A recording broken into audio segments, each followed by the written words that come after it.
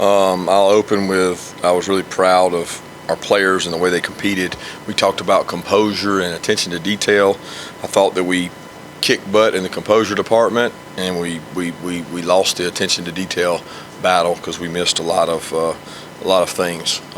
Big communication for our guys moving forward is discipline. You know, we talked about it today. Is it a noun or is it a verb? And it's both. And some of our players see it as what they do when they get in trouble, and some of them see it as doing what you're supposed to do when you're supposed to do it. And we didn't do that at a high enough level. Do what you're supposed to do when you're supposed to do it. When you turn the tape on, we had a lot of bad disciplined eyes, undisciplined decisions, missed blocks, really all over. I mean, and you'd think, well, that was just on offense. That's not the case. We had a lot of busts that we didn't see during the game defensively that really could have cost us or haunted us if we'd been exposed on it. So moving forward, we're really concerned about that, and we're working on us. You know, today is about UAB. I got a lot of respect for their program. I was over there for a lot of years right by it. Bill Clark is a great coach and a close friend. He coached high school football, and I recruited at school for a long time. He got into college coaching. He's been very successful. They've done a tremendous job of recruiting and building talent and winning football games. And I got a lot of respect for their program. They got a really good team. When you watch them on tape, you see it. When teams block punts and are really good on special teams, you know they're well coached. And our guys will be excited to play these guys, excited because it's at home, and it'll be the first time we've had a home atmosphere like we expect. So looking forward to getting ready for these guys. Okay, let's just start with questions. Let's just make it simple. Let's Anthony start there and just come down the road. Take round jobs that you got for your season being out for a while. What does that do with the rest of the offensive line? What are some of the options now you've got? Not just perhaps that, but maybe attack with Jamar because he's not moving down the side. Yeah, we have the luxury of having some depth. That's probably one of our deepest positions on the team in terms of just sheer scholarship numbers. Not necessarily talent, but just sheer scholarship numbers. We've got a lot of options we can do to move around. Very unfortunate for Tate. I want to say that he's done everything we've asked. He's been such a competitor, you know, and it's going to be a tough 4 or 5 months for him. He's going to work through it. Injuries happen in our game. It's not the same injury as Darnell and Tyke. It's different, but it's still a tough injury. So I'm hoping he gets back, and he'll be back hopefully for spring ball in time to get back to work. But as far as where we go from there, we've got some options. You know, Jamari has played at guard and done it some. We've got Owen Condon. Warren Erickson stepped in, did a tremendous job. Xavier Truss is a guy that can play guard.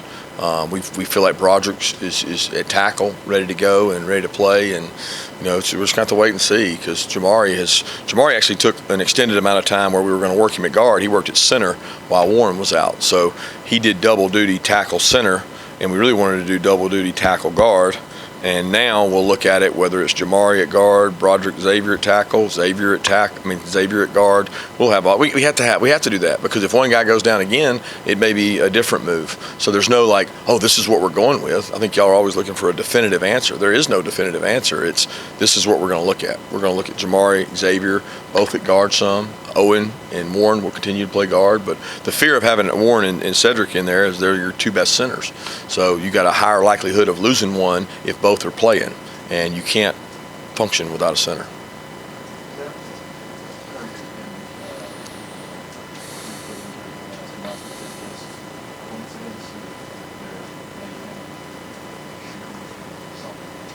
You know, foot injuries are pretty common in football. I mean, it happens a lot. It's actually been 4 because we've been dealing with Fitz, who's got it as well. But very different injuries. I mean, completely different. So it's been a big study done, and we've looked really hard in the off season. We had somebody come in and speak to the team about making sure guys wear the right kind of cleats because athletes all want to be fast, and shoes have gotten lighter and lighter, but has nothing to do with Tate's or John's or anybody else's. It's just making sure our guys are wearing the right foot shoe because every company makes a speed cleat and then a bigger cleat, and you got to fit in your weight category.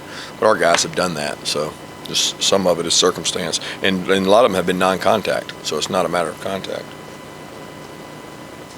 Coach, with the luxury of hindsight, the way the offense performed Saturday, how did you feel they performed in terms of realizing that Clemson's may not see a defense like that for a while? Well, I think you have to be careful because the perception is we didn't score a touchdown, right? And we didn't. So, like, we're a very matter-of-fact judgment. And it's like, okay, well, we didn't score, but why?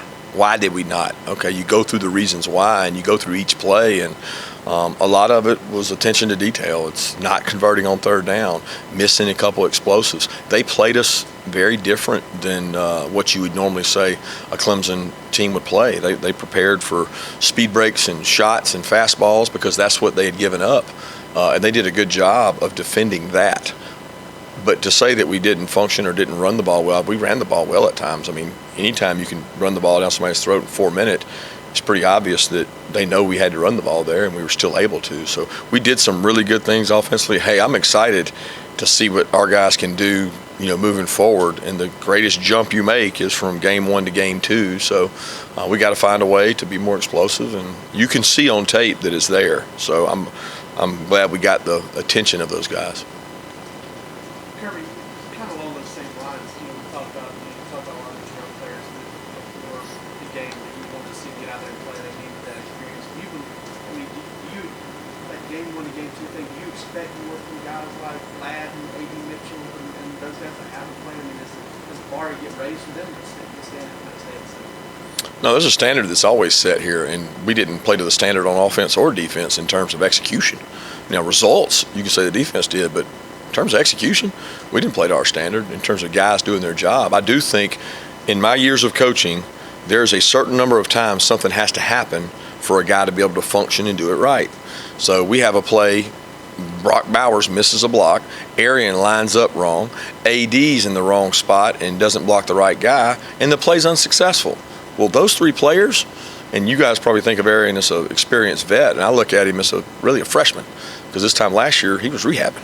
So there's 3 players on one key play that all do the wrong thing, and now we have to make sure that doesn't happen again because it happens once. Nervous energy, different things, you miss things.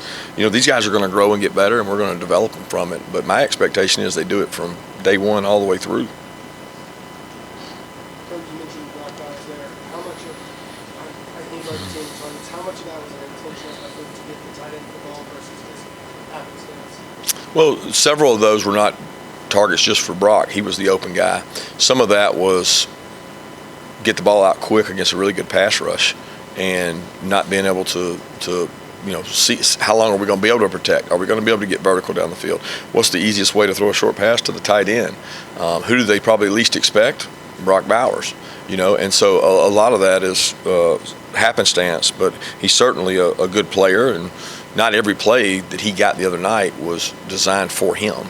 It just ended up that way because some of those are RPOs, some of those are boots, and there's 2 or 3 options.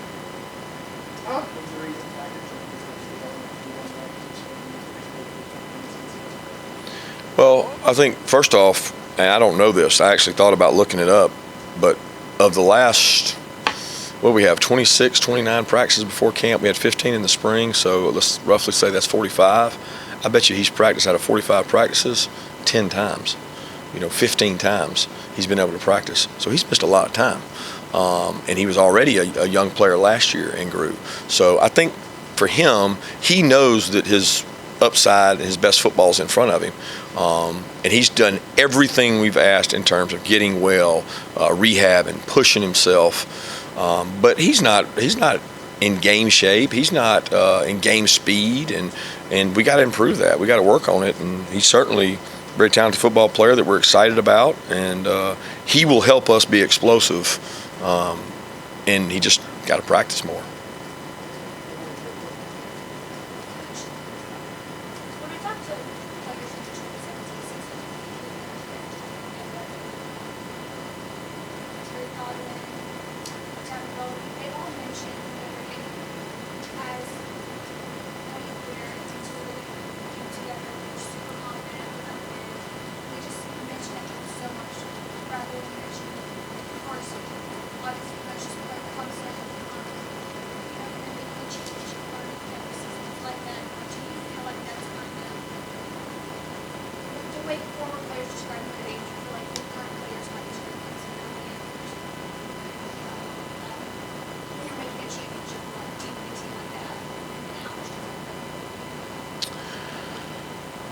Well, it means a lot for confidence, okay? Confidence can help. Can overconfidence hurt? Yeah. So there's a line there, right? The experience of the environment is what I value. Win, lose, or draw, the experience of that environment was going to make us better. And that's what I gained from it. Does it give some of the players more confidence? Yeah, it does give them more confidence. It does. But it better not give them overconfidence, because humility is 1 week away. And we're playing a good football team, which I know none of y'all believe me when I say that. I know a good football team, and I know a good conference, and I know a well-coached team when I see one. And watching them on tape, they're very well coached. So I'm not ready to go make Clemson the Notre Dame game of the past, because there's a lot of different scenarios about that. I don't see the link as much as maybe those players do. No disrespect to them. I just don't see that as a link. I see it as it was one game. It's over with. Now we're worried about UAB.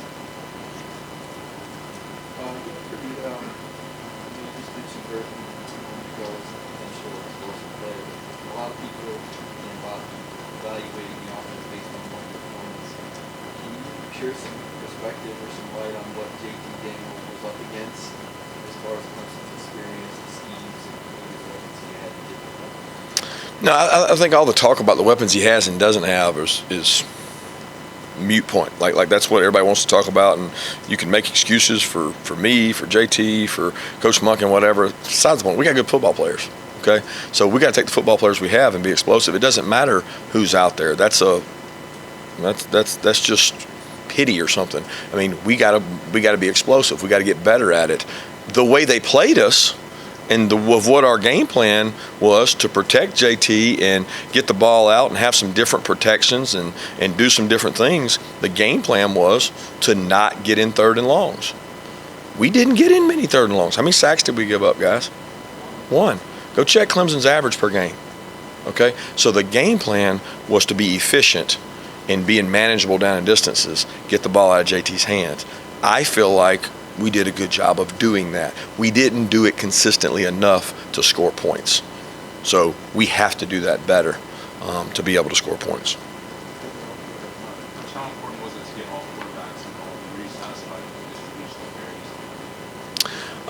carries? I don't even know. I'll be honest, I don't even know what distribution was. I didn't look at it and go, oh, he got this, this, and this. I looked at it as how did each guy do with each carry? Were we efficient when we had to run the ball? When we had to run the ball, we were very efficient. You know, when we had a chance for 50-50, we had some poor ones. And some of that had to do with we had some very uncharacteristic busts on run plays. Like, why in the world would you block that direction on that play? Some of that was youth. Some of that was anxiety. Some of it was inexperience. Some of it was what Clemson did. But we can play much better up front and therefore be better in the run game. But I'm not really concerned with I want the best players to get the touches, and I want the hot hand to be able to get the touches. Our backs are all capable, and they're also incapable if we don't block the right people. Coach, you touched on it a little bit earlier. You said you got 2 classes of players that kind of play. How's the excitement and then the first round game? How big is it going to be for these freshmen and sophomores to see the potential of these players? Yeah, I think it's awesome. I think it'll play a little more in our favor because last week was much tougher because there was a split environment. It was, it was just really a tremendous atmosphere. I expect it to be the same way this week, but I think they'll have more confidence being in a familiar place with more of our fans in there. So I'm hoping that cuts down on the I don't know what you call them. I got to come up with a word for them. These unknown errors that a kid does something 100 times and then he messes it up in the game. And in my experience, it happens. It happens to first-round picks. They just do it until they don't do it anymore.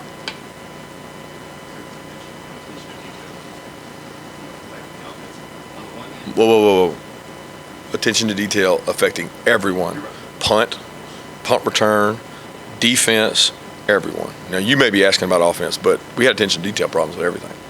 Specifically about the offense, like how much, on the one hand, does it excite you knowing that you're so close to more explosive and like that stuff. On the other hand, does it frustrate you?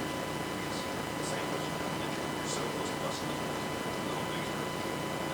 Yeah, you said it. It's both, right? I mean, it frustrates me because I'm like, golly, we did that. We practiced that. We showed that. Look, how can you see yourself doing it here than not doing it here? But it also excites me because it's not a lack of ability. Some coaches have to go out and coach, and they couldn't do any better than they did. That's not the case with us. We have the ability. Yeah, let's go down. Mark, your point. Kirby, how close do you think Harris Jackson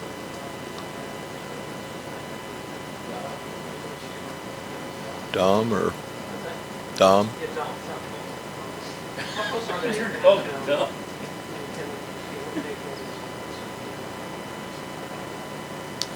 I think in those kind of games, like the other night, it's great to have guys. They've both played in big games, right? So to have that kind of experience is great. I can't answer. I mean, Dom is really close. He's going against our defense. He's going to scout offense. He's getting closer. It's a confidence factor for him. It's feeling comfortable going out there, knowing what to do. And Kier's the same way, guys. But it's not.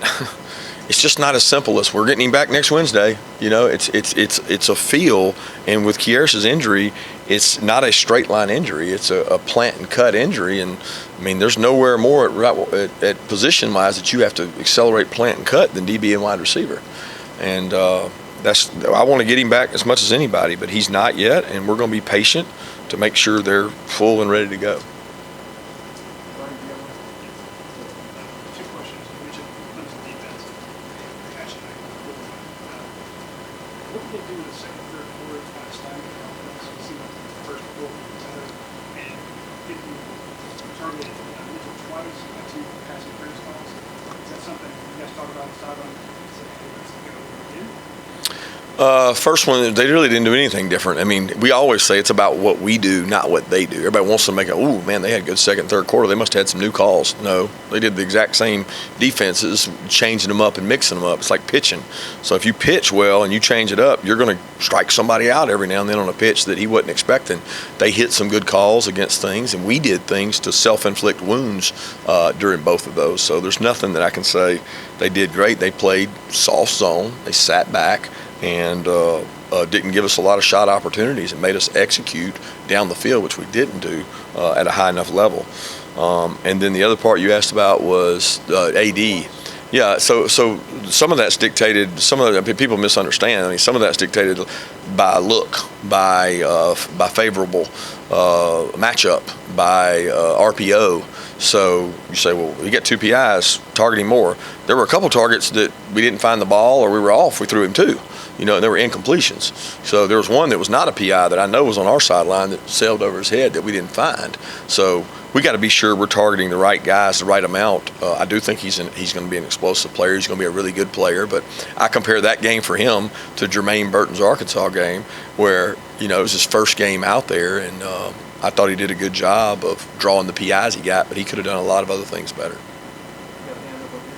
We're going to talk about Jake Clark's performance and how some of his points inside the 20 helped change the offense. Yeah, I thought he had an elite kick of 50-something yards with a 5-something hang. I mean, that's just people don't do that. 53, 55-1 hang or something. It's like crazy, and he had some really big punts. And then the ones that got down, he actually missed his field zone on a couple of those, and Arian Smith made phenomenal plays. So I want to give Arian some credit. And we come in this room and we sit here and say, okay, Camarda, what is your percentage of downed inside the 20?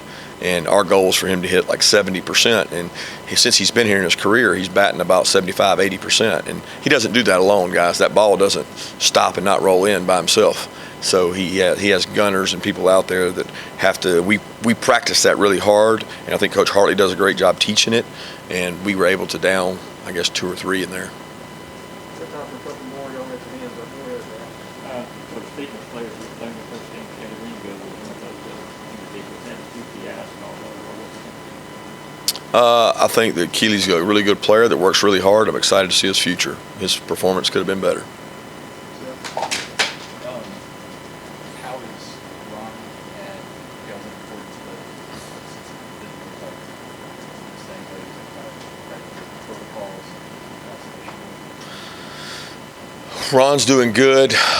He's had a tough run. Ron's the hardest worker I've ever met in my life, and he's never not been at this building on any day. He never not been here 2 days in a row, including spring break and off time. And it's killing him, I think, to not be here. And his health seems good, and hopefully he'll be back. But I'll be honest with you guys, I'm as concerned as I've ever been, and because we have 3 or 4 guys out with COVID, and we have a couple staff members that have been out with COVID here recently. So for us, we're at our highest spike. And people are talking about vaccination. Well, these are people that are vaccinated. I mean, we're talking about breakthroughs.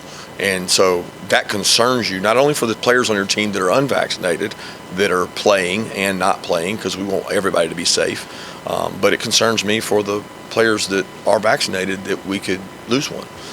And to see that it's at the highest we've been since fall camp right now.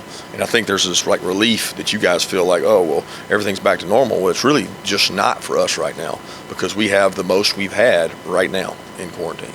Last question, Jeff. You touched on this a little bit Saturday night, but particularly strong in your secondary. Guys like the people with baby strain, your speed, 50 guys, Christopher Smith, and they all made impacts in that game. And the age of the portal, is it any kind of statement made there about, hey, hang around, you're going to get your chance? Sometimes you're going to sit behind the NFL draft pick. I don't know the answer to that. I mean, I can't control what other people do. I'd love for y'all to promote that message and tell every young player on our team, look at these guys, look what they've done. But it's what can you do for me now society? What can you do for me right now? You guys, you want something now, right? I want something now. Everybody waits, what can you do for me now? And we're trying to sell a team sport and a team game, and there's no greater example than Chris Smith running down the field with the ball and Brini right beside him, who both played. They didn't play great. They played good. They didn't play great, but they played like they played because they got the experience last year. You know, Brini played the Cincinnati game. He had more confidence because of it. Chris Smith played for his account. He had more confidence because of it. They also had confidence because they'd done each one of those things a certain number of times.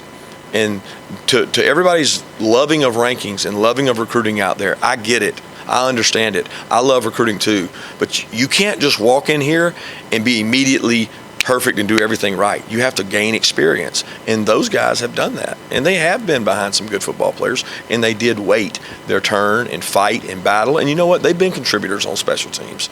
So that really is the model that it's supposed to be.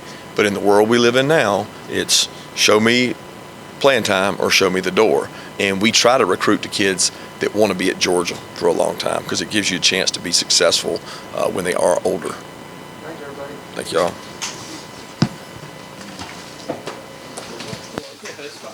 Yeah, I mean, I'll chop it up on you. I want to see that video. Come on, leave it 247. All right, come and take it.